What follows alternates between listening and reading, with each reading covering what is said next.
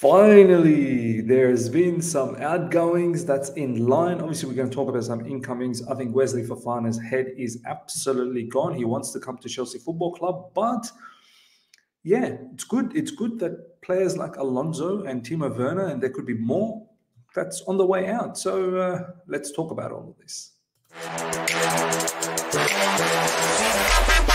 All right. Here we go, back again on the other side of the coin. All right, welcome back to the other side of the coin, ladies and gentlemen. What a way to wake up in the morning for me. I saw Man United lost. Do you know what? I'm not surprised. And we'll do a Premier League weekend recap for the next video. Some interesting news to go through, some interesting players to talk about, and yeah, some teams and some managers as well. Some interesting things to say about them. So I'll react to the results in the next video.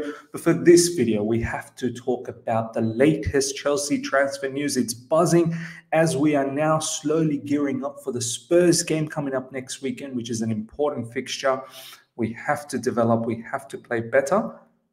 It's good to know that some of the unwanted players within the team are now moving on, and we are still very much focused on bringing some players in. Wesley Fofana, for one, I think is the next big target. I think Chelsea will probably get him. There's just too much at the moment going on in regards to this particular news, and I think the player wants to come to Chelsea Football Club. That's the positive. When a player wants to badly come to Chelsea, that's, for me, that's 90% of the job done, and then the rest is really striking a negotiation, striking a deal with the parent club. Let's talk about all of these news right now. Okay, first up, Chelsea are still trying to sign Fofana and may be prepared to go 80 million plus. The feeling is if bidding reaches that level, Leicester will sell. So look, 80 million seems to be that benchmark price. I think as well, 80 million will get the job done.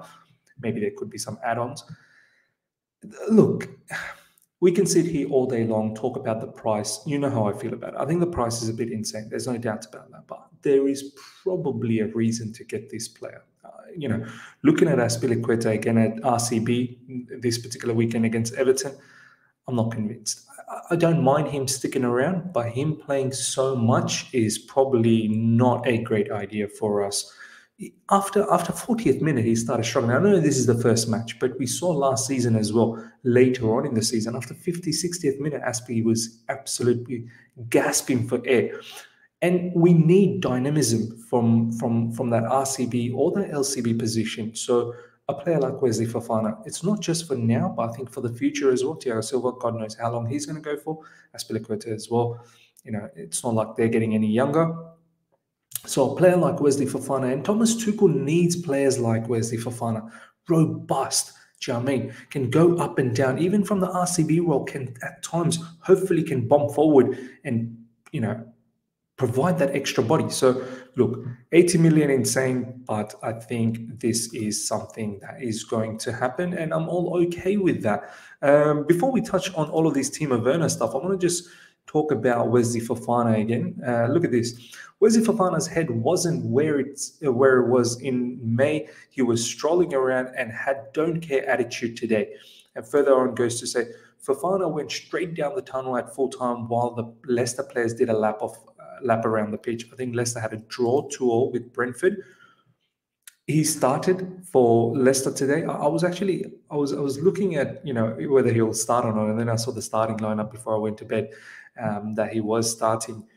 I thought maybe if he didn't start, then there is something 100% just around the corner in regards to signing him. But look, the fact that he didn't stick around for the lap around the stadium to appreciate the fans, he just went straight back into the tunnel. His headspace is not there. And as you can see over here, Josh Holland, I wonder where he's from, Josh Holland, Midlands football writer. So, they know everything about Leicester. Wesley Fofana's head wasn't where it was in May. So, in May he signed the contract extension and now his headspace is not there. It kind of makes you think, why did you even sign that contract extension? 5-year contract still remaining.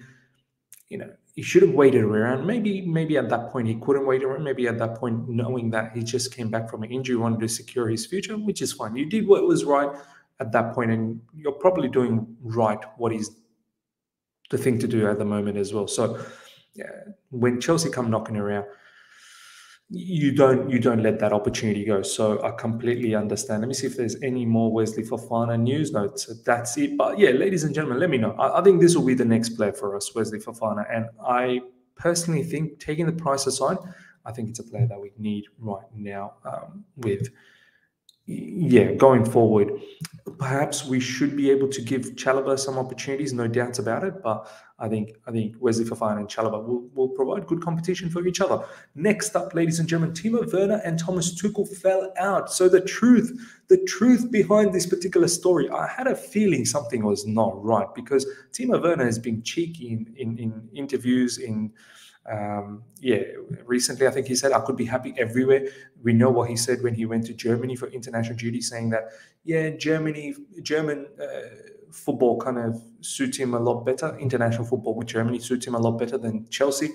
So he's always been a bit cheeky, but this is what's going on. Behind closed doors, the duo are understood to have argued in a private meeting about how Werner was being used and whether he deserved to start more matches. Look, the brutal truth about Timo Werner is there is too many flaws in his game. His first touch, second touch, dribbling, sometimes his sense of direction when you think he should be running towards the goal, he at times runs away from the goal. Yes, no doubt he makes some brilliant runs at time and we don't pick him out, and that is a different issue from our midfielders. But there's so many times where Timo Werner, it's just clumsy, just does not look. How many times have we said he does not look like a proper footballer? He really doesn't. The tight spaces in the Premier League has caused him havoc, and I think this is one thing he's not going to get in the Bundesliga. He's going to get a lot of space and he's going to be back to his natural habitat. And look, do you know what? It's the best time. It's the best for all parties. Like him to move on, you do what you need to do in Bundesliga, score goals again. Make sure you're in the World Cup for Germany. I follow Germany, by the way. That's my international team. So do well. I need you to play well for Germany. But in terms of Chelsea Football Club, it's good that you've moved on. And I'm not surprised that there has been some sort of an issue between him and Thomas Tuchel, because, as I said, there's been some cheeky remarks from Timo Werner, and I'm pretty sure Thomas Tuchel wouldn't take that lightly. Simon Phillips confirms that by saying, unfortunately, there is substance to this. Reported on my site on August 2nd. Played it down a bit from what I was actually told, though. So he played it down a little bit, but it goes something like this. Werner has requested to leave Chelsea, albeit not officially, but a situation has been brewing up between Werner and Tuchel over the last few weeks, and this has led to Werner being desperate to leave the club, a decision he was open to regardless.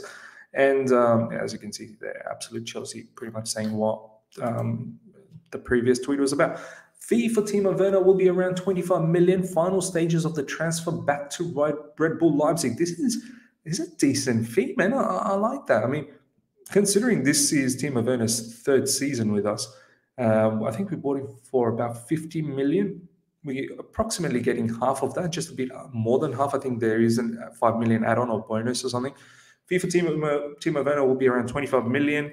And it goes on to say 25 to 30 million plus bonuses payments, according to Plettigol, which is Florian Plettenberg from Germany, who knows all the German news.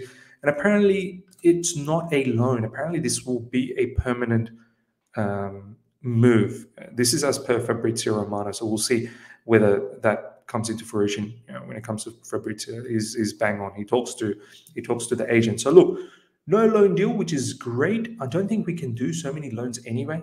I think overseas players, you can do only up to 8 players on loan. Only your home ground players, your academy players, you can do as many, but overseas players up to 8. So there are quite a fair few players that are going to go from loan who are overseas players. It's good to see that Timo Werner, it's going to be a permanent solution, which is great news for all of us. Let me know, ladies and gentlemen, how you feel about Timo Werner. As I said, clumsy player, man. Look, I thank him for everything that he's done for Chelsea Football Club in terms of that Champions League run that we had when we ended up winning.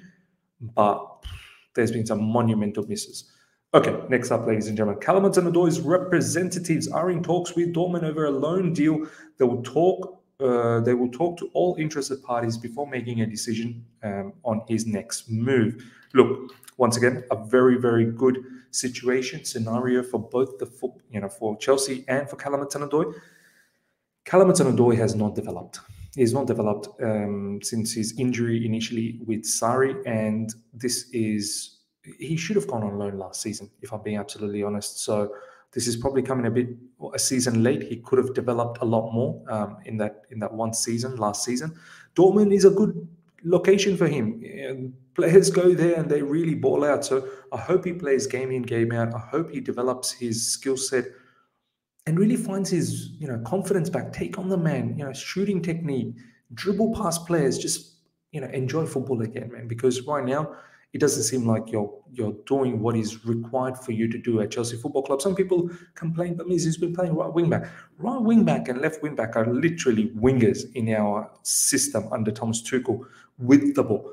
And with the ball, we're not getting what he's meant to be doing. Yeah, every now and then he provides that assist, which is great. He's got that creative sense. But overall, taking the players on, dribbling past other players, creating havoc is not something that he's done. Yes, as a wing back under our system, there is defensive duties. Yes, of course. But, defensive duties are there for all players. But I understand. And that's where he probably lacks in a wing back position as well. And we need proper wing backs. But look, I think this is a good situation for Callum Hudson-Odoi and once again for Chelsea Football Club. Now, in regards to this, ladies and gentlemen, there was a match played today earlier, a closed-door match, Chelsea versus Fulham apparently, and which is good. We need players to gain fitness as much as possible over the next few weeks, because obviously we're going to play many important matches and we need players to start getting fitter and fitter. Initially, the tweet from PYS was, understand Chelsea held a game at Cobham today in which Marc Cucurella played to gain fitness under the watch of Thomas Tuchel. Further goes on to say, updated, Chelsea's opponent was Fulham and it was 2-0 Chelsea at halftime. Unsure final score, but Kovacic and pretty much everyone that didn't play yesterday got game time.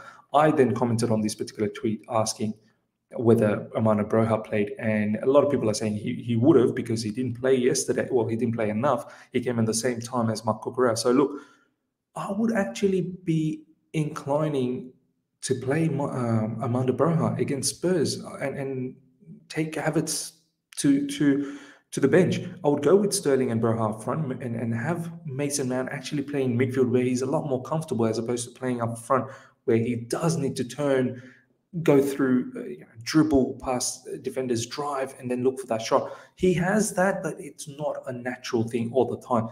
I think somewhere from deeper from midfield, driving in and arriving into the box is something that Mason Mount does that well, and playing centrally as well, he does that better. Maybe just a tad on the right side, tad on the left side. That's when, but when he's out wide, that's just not his game. But this is good. I like this particular training game against Fulham. The fact that Cucurella is getting a few more minutes under his belt. Cucurella has to start for me against Spurs. His impetus against Everton was, it was so clean. It was so clean. As soon as he came on, that left side just absolutely lit up. No disrespect to Ben Chilwell. I think he's going to take a bit more time to get that match sharpness, that match fitness, which is fine. Take your time on it. But Cucurella is one that needs to start. And Amanda Broha, watch this space, unless something comes up that he's leaving the football club, which is has also been talked around. The Everton's looking at him. A few other clubs are looking at him as well.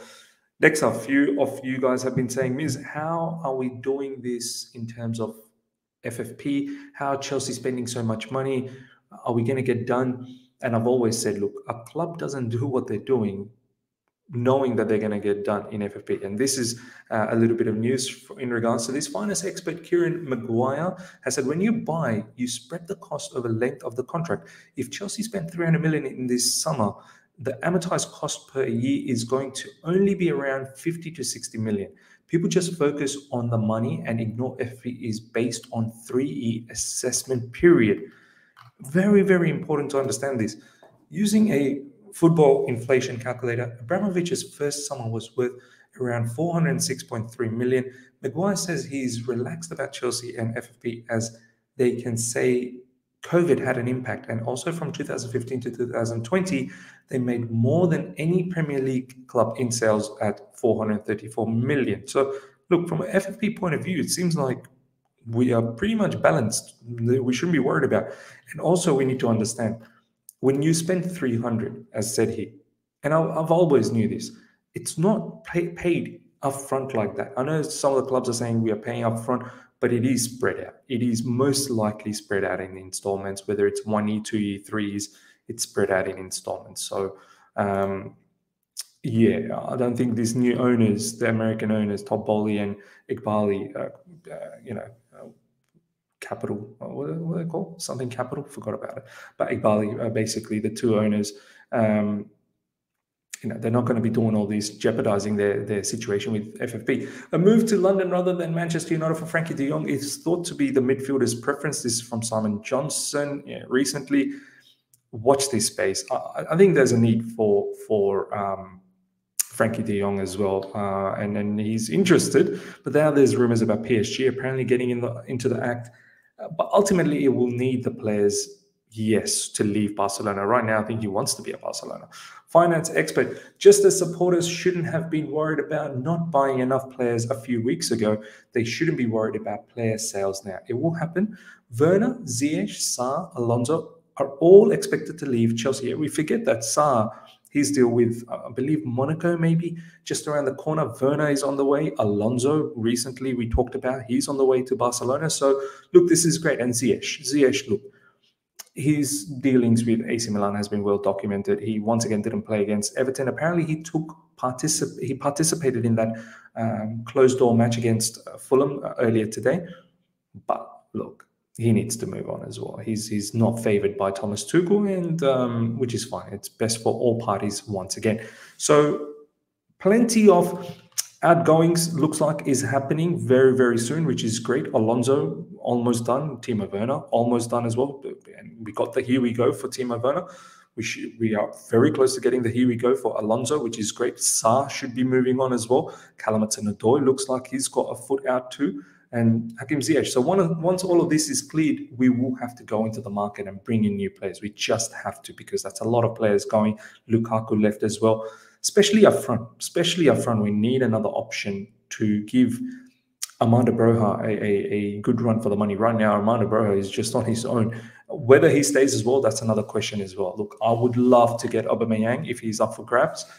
If he isn't, Memphis Depay. I can't see anyone else. And I think we probably need to add another attacker. And if that's Frankie de Jong, so be it. I think it's needed in that midfield situation. Ladies and gentlemen, let me know how you feel about everything that we've talked about today. Let me know about Wesley Fofana, Timo Werner, Callum Hudson-Odoi as well, and all the outgoings, the financial fair play situation. Would love to hear from you guys. Hope you've enjoyed this. Smash the like button if you're here for the first time. Subscribe, hit the bell notification to stay in touch with all my content. I shall see you guys for a live tomorrow somewhere just before midday UK, maybe 11 a.m., maybe 10 a.m. We'll see. But have your notification on. Until next time, see ya.